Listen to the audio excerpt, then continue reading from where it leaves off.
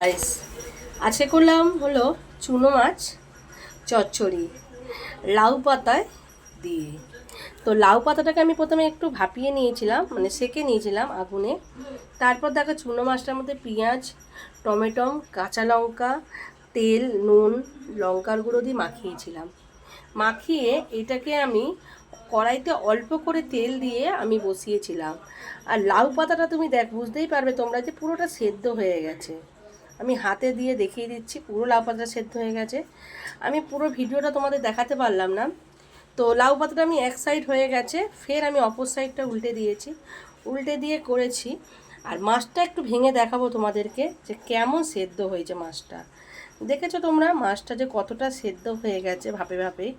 আর টেস্টটা আমার মেয়েই বলুক কেমন হয়েছে খেতে। আমার মেয়েকে একটু খাওয়াচ্ছি মাছটা, দেখি ও খেয়ে কেমন বলে টেস্ট হয়েছে। ভালো। ঝাল হয়েছে? টেস্টি হয়েছে? খাবি তো দুপুরবেলা? আচ্ছা।